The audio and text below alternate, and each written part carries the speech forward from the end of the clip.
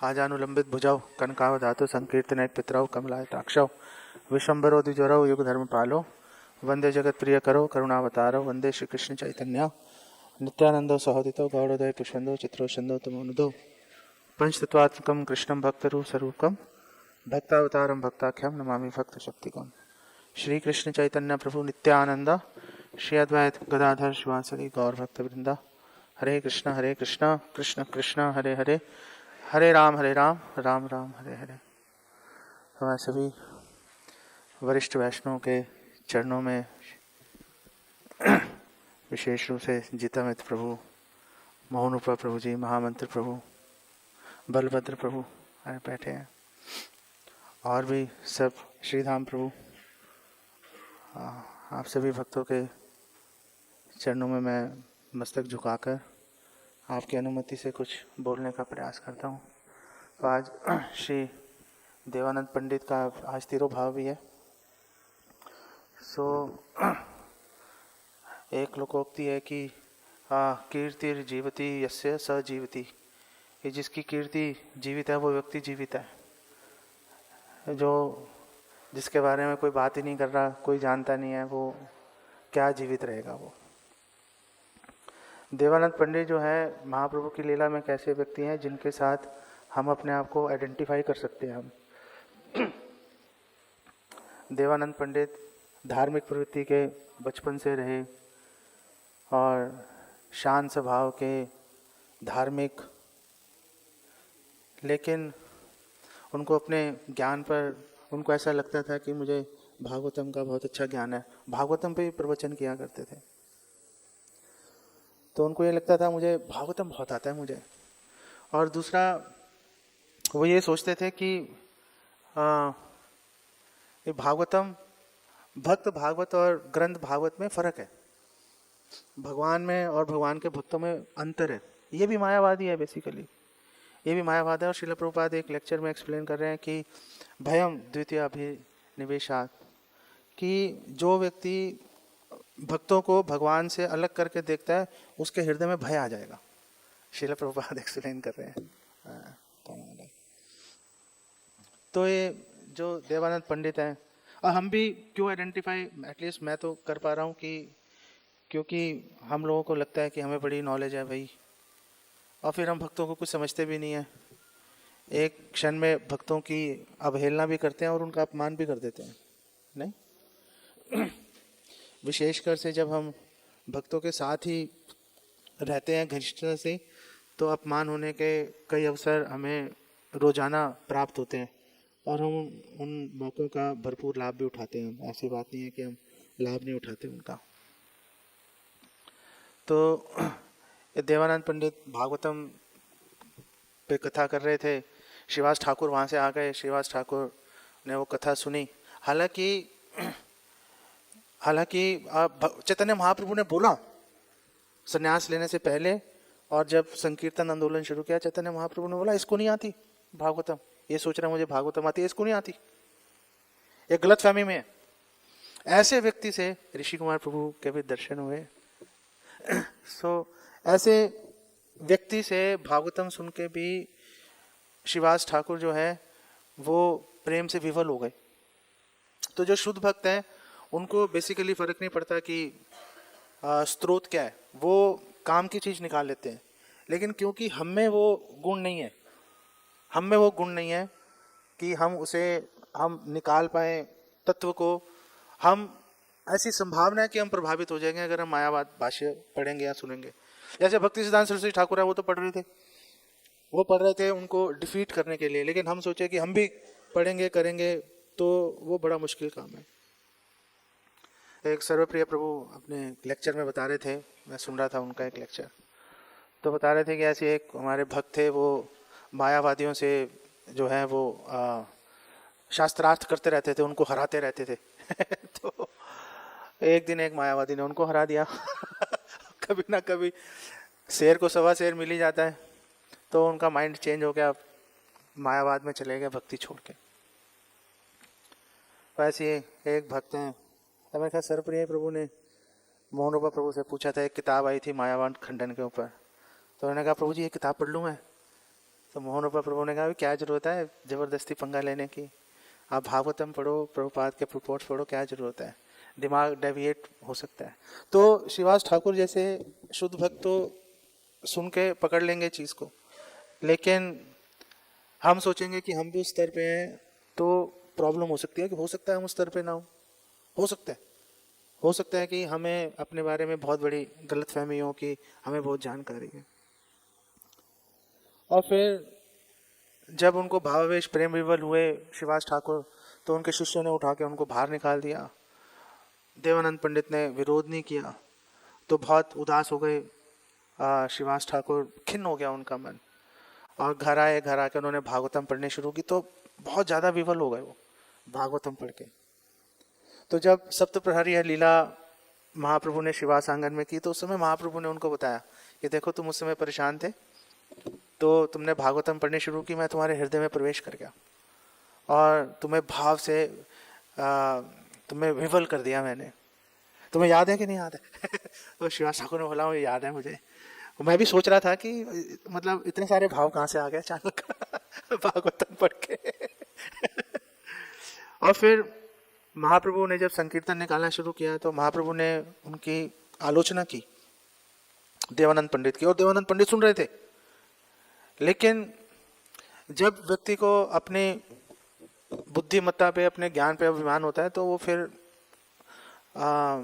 कदर नहीं करता, फिर वो सामने वाले की महिमा जान नहीं पाता वो। तो इतना ध्यान नहीं दिया देवानंद पंडित ने, अब ध्यान नहीं दिया। और फिर महाप्रभु ने जब सन्यास लिया, तो सन्यास लेने के बाद उनको, ऐसे देवानंद पंडित जैसे बहुत से लोग थे नवद्वीप में जो कि महाप्रभु को वो सम्मान बेसिकली दे नहीं रहे थे वो। लेकिन जब महाप्रभु ने सन्यास लिया, उसके बाद उनको महाप्रभु की महिमा की जानकारी हुई उनको, तो उनसे विरह का अनुभव किया। देवानंद पंडित ने भी सोचा अच्छा वो मतलब मैंने ध्यान ही नहीं दिया उन पे, उन्होंने सन्यास ही ले लिया उन्होंने। और फिर वहाँ पर कुलियाग्राम में वक्रेश्वर पंडित आए, और वक्रेश्वर पंडित नृत्य कर रहे थे, और नृत्य कर रहे थे तो भीड़ इकट्ठी हो गई, तो भीड़ को नियंत्रित किया देवानंद पंडित ने, छड़ी लेके हाथ में नियंत्रित किया। वो नीचे गिरने वाले थे बेहोश होकर भावावेश में, तो उन्होंने संभाला, कपड़ों से धूल वूल झाड़ी, वो धूल अपने मस्तक पे लगाई, और जब तक वहाँ रहे उनकी सेवा किया। तो क्योंकि उन्होंने एक शुद्ध भक्त की सेवा की, तो उनका जो नाम है देवानंद पंडित का आज महाप्रभु के पार्षदों में शामिल हो गया। फिर महाप्रभु कुलियाग्राम आए थे, तो देवानंद पंडित सामने आए, तो उन्होंने प्रणाम किया, दूर खड़े हो गए। महाप्रभु ने कहा नहीं नहीं तुम तो मेरे प्रिय हो, सामने आ जाओ, पास आ जाओ। सिर्फ वक्रेश्वर पंडित की उन्होंने सेवा की थी उस कारण से। और तब उस समय देवानंद पंडित ने पूछा कि मैं आखिर भागवतम कैसे पढ़ाऊं, मैं, मुझे आप प्लीज मार्गदर्शन दीजिए भागवतम पढ़ाने के लिए। तो उन्होंने विनम्रता का प्रदर्शन किया। जैसे वल्लभाचार्य जी हैं, वल्लभाचार्य जी वो श्रीधर गोस्वामी, श्रीधर स्वामी की टीका को रिजेक्ट करके बैठे हुए थे, और महाप्रभु ने बोला कि स्वामी को रिजेक्ट कर दिया, वैश्या वैश्या हो गई वो तो, अगर स्वामी को त्याग दिया तो। और बाद में जब उन्होंने विनम्रता का प्रदर्शन किया कि हाँ मतलब जानकारी ज्ञान अपनी जगह है, विनम्रता दीनता अपनी जगह है, तो महाप्रभु ने उनको स्वीकार किया उनको। तो ऐसे ही देवानंद पंडित ने अपनी विनम्रता दिखाई, तो फिर महाप्रभु ने उनको बोला कि भागवतम में आगे शुरुआत में, बीच में, अंत में, सब जगह भक्ति का ही वर्णन है। आप भक्ति का वर्णन, भक्ति के दृष्टिकोण से भागवतम का वर्णन कीजिए, तो आपका भी मन संतुष्ट होगा, आपके जो श्रोता हैं उनका भी मन संतुष्ट होगा। और दूसरी बात यह है कि अगर ग्रंथ भागवतम को समझना है तो भक्त भागवत की सेवा करनी पड़ेगी। उसके बिना जो है आप भागवतम को या किसी अन्य ग्रंथ को आप समझ नहीं सकते। तो फिर देवानंद पंडित जो है उन्होंने महाप्रभु की आज्ञा के अनुसार जो है अपने जीवन में बदलाव वो बेसिकली लेकर आए। सो यहाँ पर ये जो श्लोक है कि मायावाद भाष्य सुन ले आये सर्वनाश, तो इसकी जब हम बात करते हैं तो क्यों ऐसा बोला जा रहा है कि मायावाद भाष्य सुन के सर्वनाश हो जाता है। और यहाँ पे सायुज्य, शिला प्रभुपाद सायुज्य मुक्ति की बात कर रहे हैं कि हाँ वो मुक्ति है, तो श्रील प्रभुपाद एक्सप्लेन कर रहे हैं सायुज्य मुक्ति है, लेकिन सायुज्य मुक्ति में निष्क्रियता आ जाती है। एक बार ब्रह्म ज्योति में घुस गए पड़े रहो भैया वहां पर, अब ना हिल सकते ना डुल सकते, कुछ नहीं कर सकते अब। तो अगर हम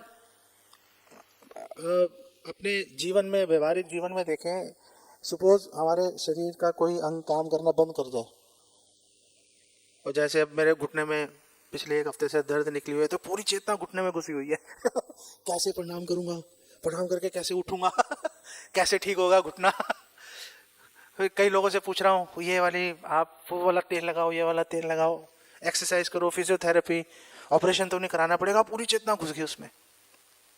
पैरालिसिस हो जाए किसी को, पूरा दम लगा देता है वो, नहीं, वो जो निष्क्रिय हो गया हिस्सा उसको सक्रिय करने में।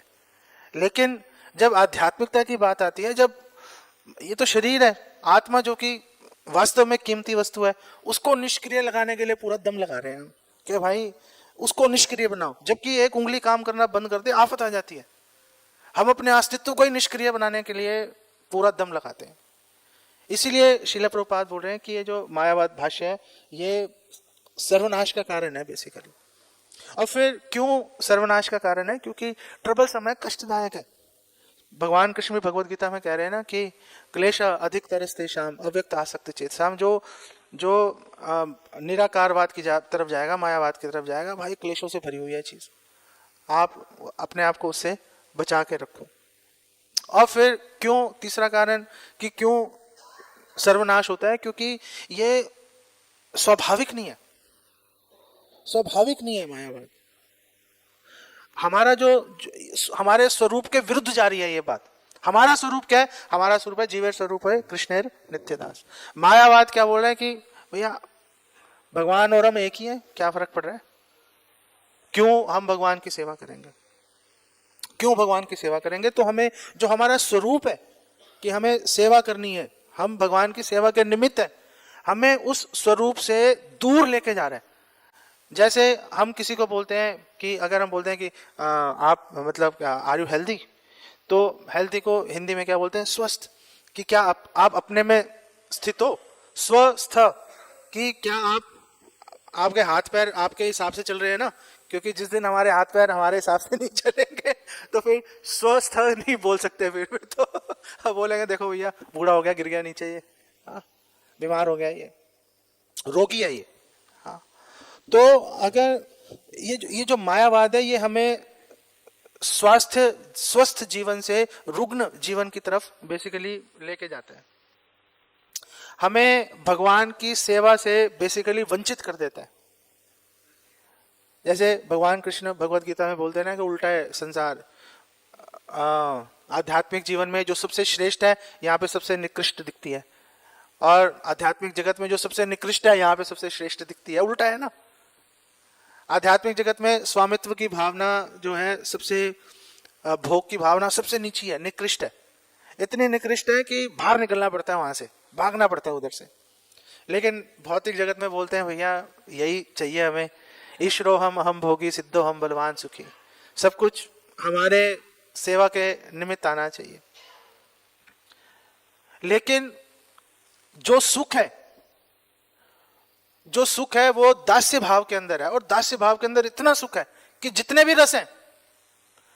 रस हैं, आप साख्य पकड़ लो, वात्सल्य पकड़ लो, माधुर्य पकड़ लो, सबके अंदर दास्य भाव विद्यमान है। बिना दास्य भाव के, हमारे कितने आचार्यों ने इसके ऊपर टीका किया कि बिना दास्य भाव, माधुर्य भाव क्यों इतना महान है, वात्सल्य भाव क्यों महान है कि यशोदा माई ने बांध लिया कृष्ण को। साख्य भाव क्यों महान है कि भगवान कृष्ण के मित्र बोल रहे हैं भैया दम में आके लड़ लो, और भगवान कृष्ण कहते हैं मैं नहीं लड़ता भाई, हार गया तो पीठ पे उठा के चलना पड़ेगा। और चले ही थे पीठ पे उठा के, कौन सा नहीं चले थे। कैसे महान है? दासत्व की, क्योंकि उसमें दासत्व की भावना है। जो भी हो रहा है भगवान की सेवा के निमित्त हो रहा है। मायावाद हमें इस दासत्व की भावना से हमें दूर लेके जाता है हमें। और यहाँ पे श्रील प्रभुपाद प्रपोर्ट में एक्सप्लेन कर रहे हैं कि जो मायावाद है हमें जो अमरत्व की प्राप्ति से वंचित कर देता है। अमरत्व, हम अमर हो सकते हैं लेकिन जैसे ही मायावाद का विचार मन में आएगा वैसे ही अमृतत्व की संभावना खत्म हो जाती है। लेकिन क्या सायुज्य मुक्ति वो भी तो मोक्ष है? तो भागवतम 10:2-32 में काट दिया ब्रह्मा जी ने, और ब्रह्मा जी ने बोला कि पतंती अधो अनादृत युष्मद अंग्रया, कि हे भगवान, क्योंकि जो व्यक्ति आपके चरण कमलों की अवहेलना करेगा वो ये सोच ले, विमुक्त माने ना, उसने ये सोच लिया कि मैं तो मुक्त हूं भाई, उसने ये सोच लिया, फिर भी पतंती अधो, फिर भी नीचे गिर जाएगा वो, फिर भी उसका पतन होके रहेगा, फिर भी वो निष्क्रिय हो भी गया तो भी उस अवस्था में रह नहीं पाएगा, उस अवस्था में रह नहीं सकता। और अगला जो कारण, 7वां कारण कि मायावाद जो है सर्वनाश होता है, कि ये भगवान की अमृत समान कथाओं को विषैली बना देता है, पॉइजनस बना देता है। जैसे दूध है, दूध अमृत के समान है, लेकिन सर्प ने अगर उसको छू लिया फिर उसको पीने से मृत्यु ही प्राप्त होगी, फिर शरीर का पोषण नहीं होगा। 8वां कारण यह है कि मन को संतुष्ट नहीं करता, मन को संतुष्ट नहीं करता। ये उदाहरण दिया जाता है, हमने तो मौन रूपा प्रभु से ही सुना कि एक स्त्री है, वो संध्या काल के समय घर जा रही है, सुनसान रास्ता, पीछे बदमाश लग गए, तो उसको एक मकान दिखाई दिया, अंदर घुस के कुंडी लगा ली उसने। अब बदमाश बाहर है तो वो अंदर घुस गई, तो उसको लगा भैया सुरक्षित हो गई मैं। तो जो उसको ये संभावना थी कि मेरे साथ गलत व्यवहार होगा, वो संभावना एक बार खत्म हो गई। लेकिन प्रश्न है कि क्या वो उस मकान के अंदर बंद होकर सुखी है? क्या वो सुखी नहीं है। जब तक वो सुखी होगी, जब तक वो अपने घर नहीं पहुंच जाएगी, जब तक अपने पति के साथ, अपने बच्चे के साथ, परिवार के लोगों के साथ जब तक उसका संयोग नहीं होगा, मिलेगी नहीं, तब तक सुख की संभावना नहीं है। ये जो मायावादी होते हैं, ये भगवान के सच्चिद आनंद रूप के अंदर सिर्फ सत्य और चित्त को पकड़ के चलते हैं, आनंद जो है बीच में से निकाल देते हैं। आनंद मायावादियों को चाहिए नहीं, पता नहीं, मायावादी अजीब से लोग होते हैं वैसे तो देखा जाए तो, कि आनंद ही निकाल दिया बीच में से नहीं। और जब अजीब की हम बात करते हैं तो एक और बात मुझे बड़ी अजीब सी लगी मायावादियों की, जैसे सार्वभौम भट्टाचार्य हैं या प्रकाशानंद सरस्वती हैं, वो जब मायावादी सन्यासी एक दूसरे को मिलते हैं, ओम नमो नारायणाय बोलते हैं। अरे आप तो नारायण को मानते नहीं, आप तो मानते नहीं नारायण को, आप तो सोच रहे हो जैसे हम माया से बने हुए, वो माया से बने हुए हैं भाई, वो श्रेष्ठ है। जब आप नारायण को मानते नहीं, आखिर में पंचोपासना में भी तोड़ देते हैं मूर्ति को, सिद्धि मिलेगी मूर्ति तोड़ देंगे, त्याग देंगे, बहा देंगे उसको, अब जरूरत नहीं रही हमें उसकी। तो ऐसे लोग एक दूसरे को ओम नमो नारायणाय क्यों बोलते हैं? नमो नारायणाय, सॉरी, नमो नारायणाय क्यों बोलते हैं? नारायण मानते हैं, लेकिन नारायण को तो मान ही नहीं रहे वो खुद ही। जब आप नारायण का आदर नहीं कर रहे, फिर क्यों बोल रहे हो नारायणाय, मैं नारायण को प्रणाम करता हूं? अरे भाई आप तो मान नहीं रहे ना, ये पैराडॉक्स है, पता नहीं, इसीलिए मैं बोल रहा हूं कि अजीब से ये लोग होते हैं, ये जो मायावादी लोग होते हैं।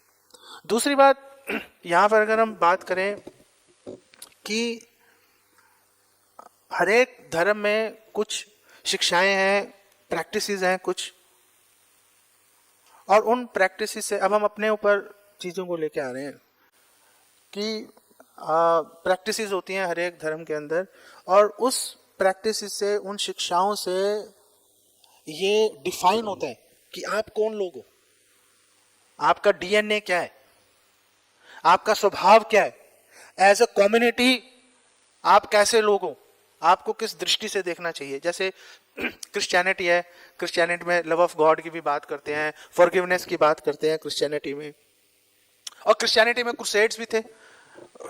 1096 से 1291 तक क्रूसेड्स चले, जो कि पोप, जो पपासी थी, उन्होंने अलाउ किया था कि हाँ जाओ लड़ो, वो मुस्लिम्स के अगेंस्ट लड़ रहे थे, जेरूसलम वगैरह उनको वापस जीतने के लिए। और 2-1 क्रूसेड उनके सफल भी हुए, काफी सारे असफल भी हुए, और क्रिश्चियंस की बहुत आलोचना भी की जाती है क्रूसेड्स के लिए, क्योंकि जब आप चढ़ाई करते हो, किसी पे हमला करते हो, तो भाई लोग मरते ही हैं, प्रॉब्लम्स आती हैं। लेकिन अब सवाल यह है कि क्या क्रिश्चियंस जो हैं, क्या वो आज भी क्रूसेड की बात कर रहे हैं? आज क्रूसेड की बात नहीं कर रहे। तो हालांकि क्रिश्चियनिटी में क्रूसेड्स थे, क्रूसेडर्स थे, लेकिन फिर भी हम आज क्रूसेड से हम क्रिश्चियनिटी को आइडेंटिफाई नहीं करते। हम ये नहीं कहते कि जो क्रिश्चियंस है, हम ये भी मानते हैं कि वो जीसस क्राइस्ट की शिक्षाओं को नहीं मानते, दो शैल नॉट किल, लेकिन क्रूसेडर्स भी नहीं है वो।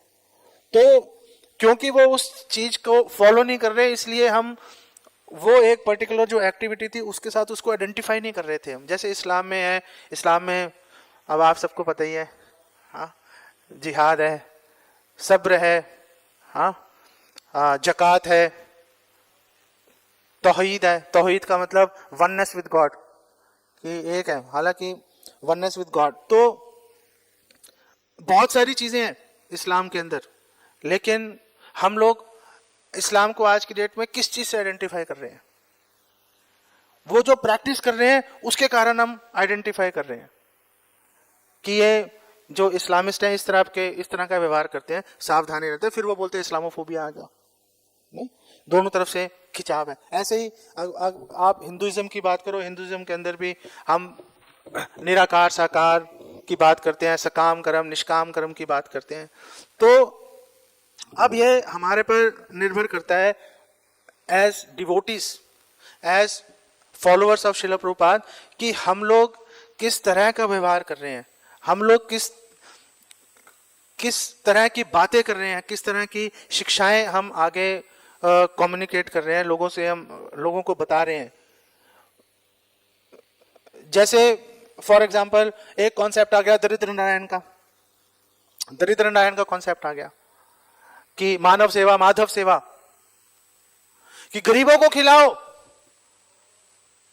गरीबों को खिलाओगे दरिद्र नारायण, तो नारायण प्रसन्न हो जाएंगे।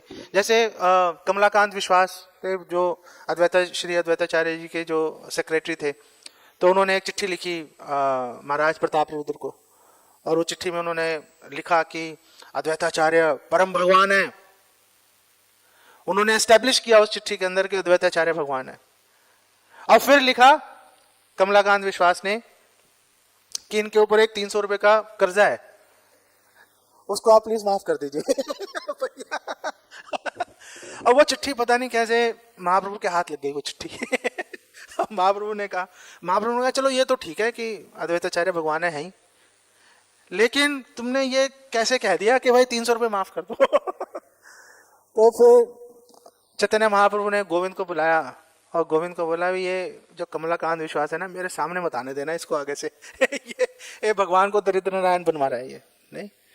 और श्रील प्रभुपाद ने भी इसके विषय में बात की कि आप अमीर लोग जिनके पास पैसा है उनको आप धन दान देने के लिए आप उनको प्रोत्साहित कर सकते हो, लेकिन भगवान को दरिद्र नारायण बना के पैसा मांगना अच्छी बात नहीं है।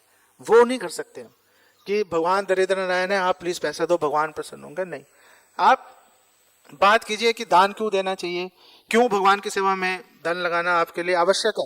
अगर आप नहीं लगाओगे क्या प्रॉब्लम है नहीं लगाने में, वो बात करके आप कर सकते हो। लेकिन अगर आप बोलो कि दरिद्रों की सेवा करो, हम लोगों को दरिद्रों को भोजन खिलाएंगे इसलिए आप दो, वो इतना अच्छी बात बेसिकली नहीं है। और हमें अपना व्यवहार इसलिए भी हमें सावधान रहना चाहिए क्योंकि आजकल वैसे ही सोशल मीडिया का ज़माना है, और सोशल मीडिया में बहुत सारी अच्छी बातें हैं, लेकिन एक प्रॉब्लम है कि सोशल मीडिया में एक्स पार्टी जजमेंट होता है। आपसे पूछा नहीं जाएगा, आपने कोई बात बोल दी, वो बात बाई चांस किसी ने वीडियो बना ली तो समझो आफत आ गई, वो बात आपकी फैल जाएगी हर जगह पे, और फिर कोई आपसे पूछने नहीं आएगा प्रभु जी क्या आपने ये बोला था, या इसका क्या मतलब क्या था, इसका कोई नहीं पूछने आएगा। और आपकी एक इमेज जो है सोसाइटी में सोशल मीडिया के लेवल पे वो क्रिएट हो जाएगी। वो सार्वभौम भट्टाचार्य जो है तो जब हम बात करते हैं कि किस चीज पे एम्फेसाइज करना है, या सार्वभौम भट्टाचार्य को साकार निराकार सब पता था, वो तो सन्यासियों को पढ़ा रहे थे, उनको सब जानकारी थी, लेकिन उन्होंने चूज किया उन्होंने निराकार पे फोकस करना। जब तक चैतन्य महाप्रभु ने उनको जाके सामने से करेक्ट नहीं किया उनको कि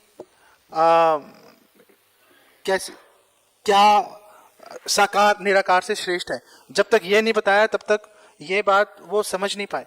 और जब हम मायावाद खंडन की बात करते हैं तो मायावाद खंडन करने के लिए बहुत ज़्यादा कोई हमें बहुत भयंकर फिलॉसफी की जरूरत नहीं है।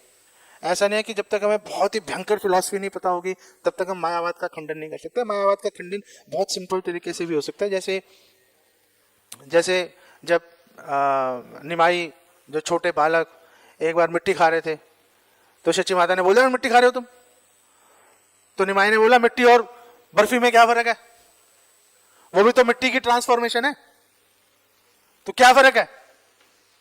तो सची माता ने बोला मायावाद फिलॉसफी कहां से ले आए तुम ये मायावाद फिलॉसफी नहीं चलेगी। तो नहीं क्या फर्क है बताओ। तो शची माता ने बोला देखो जो घड़ा है वो भी मिट्टी का बना होता है, लेकिन पानी घड़े के अंदर ही स्टोर होता है। आप मिट्टी के ढेर में पानी स्टोर नहीं कर सकते। जिस चीज का जो काम है उसी से होगा। आप बर्फी खाओगे, अन्न खाओगे, चाहे वो मिट्टी की ट्रांसफॉर्मेशन है, शरीर पुष्ट होगा, मिट्टी खाओगे रोग आएगा। और निमाई ने बोला आपको पूरा ही नॉलेज है आपको तो ये बात आपने मुझे, मैं समझ गया, आगे से नहीं मिट्टी खाऊंगा। तो मायावाद को काटना कोई इतनी कोई भयंकर कोई बात भी नहीं है। हम ये नहीं सोचेंगे जब तक हम पूरे वेद कोट नहीं करेंगे तब तक बात नहीं आएगी। हम मायावाद को काटने के लिए एक छोटा सा लॉजिक लेके आएंगे, जैसे शची माता लेके आई। मायावाद वो हारने के लिए तैयार है बेसिकली मायावाद, क्योंकि सेंसलेस बातें कर रहे हैं ना मायावाद, वर्ड जगलरी है। और जैसे हम छोटा सा कोई लॉजिक लेके आएंगे बात कट जाएगी उनकी। अगर हम भागवतम को, भगवत गीता को हम भक्ति के एंगल से एक्सप्लेन करेंगे, अपने आप मायावाद कटता चला जाएगा, अपने आप मायावाद कटता चला जाएगा। ठीक है, यहाँ पे इसको विराम देता हूँ। हरे कृष्णा प्रभु जी। प्रभु जी मेरा एक प्रश्न था, जैसे आपने बोला कि मायावाद जो है वो भगवान को नहीं मानते, मतलब भगवान से मिल जाना चाहते हैं। मेरा प्रश्न है कि जैसे मायावादी जो होते हैं वो लोग भी भगवान की कथा भी करते हैं और भगवान का जो मूर्ति पूजा भी करते हैं। तो जैसे कथा करते हैं वो, तो कथा करके उनको वो शुद्धिकरण नहीं मिलता है कि उनकी जो अंडरस्टैंडिंग है वो ग्रेजुअली जाके प्यूरिफाई हो जाए। जैसे हम भागवत में सुनते हैं कि अगर कोई भागवत कंटामिनेशन सब खत्म हो जाते हैं, तो ये लोग जब कथा कर रहे हैं, कृष्ण की कथा कर रहे हैं, लेकिन उनका अल्टीमेट मोटिव है कि हमें भगवान में मर्ज हो जाना है या हम भी भगवान बन जाएंगे, तो वो जो टेंडेंसी वो प्यूरिफाई नहीं होती क्या टाइम के साथ, ये पूछना था।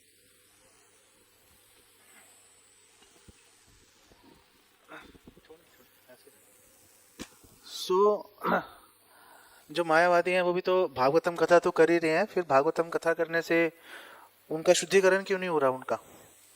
वो जो भगवान में मर्ज होने की जो उनकी जो टेंडेंसी है, लालसा है, वो खत्म क्यों नहीं होती उनकी? भक्ति में जो कुछ भी हम करते हैं या कोई भी यज्ञ इत्यादि करते हैं, संकल्प से फल की प्राप्ति होती है। हम क्या संकल्प ले रहे हैं, वो संकल्प से फल निर्धारित होगा।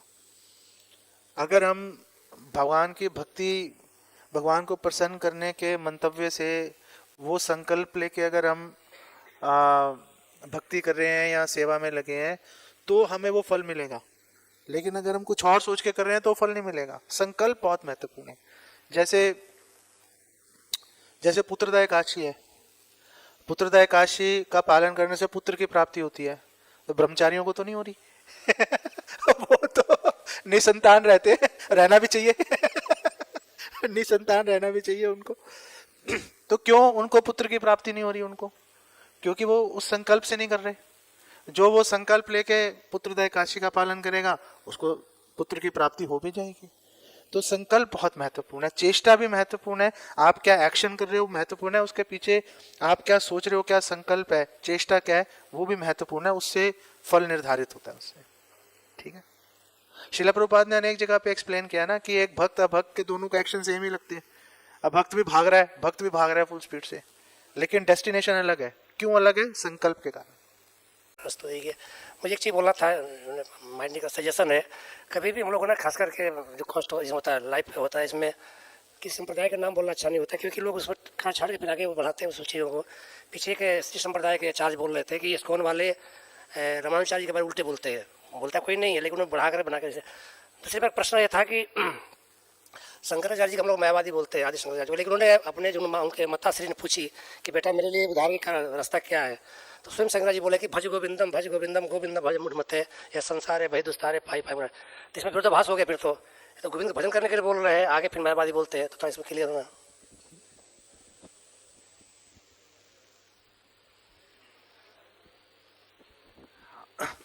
तो शंकराचार्य जी ने मायावाद का जो शारीरिक भाष्य दिया, लेकिन साथ में उन्होंने ये भी बोला भज गोविंदम, तो फिर विरोधाभास हो गया। तो इसको कैसे लेना चाहिए? बात वही है कि हर एक, जैसे हम चर्चा कर रहे थे कि हर एक संप्रदाय में, हर एक धर्म में अलग अलग प्रैक्टिसेस हैं, अलग अलग शिक्षाएं हैं। आपकी पहचान बनेगी कि आप किस शिक्षा को प्राधान्यता दे रहे हो।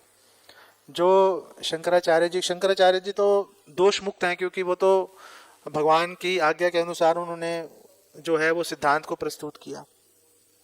लेकिन उनके जो शिष्य हैं, अगर उस बात को वो नहीं पकड़ पा रहे और वो निराकार के पीछे जाना चाहते हैं, भगवान की साकार रूप की पूजा को छोड़ के, तो उससे फिर उनको आइडेंटिफाई किया जाएगा, उससे उनकी पहचान बनेगी।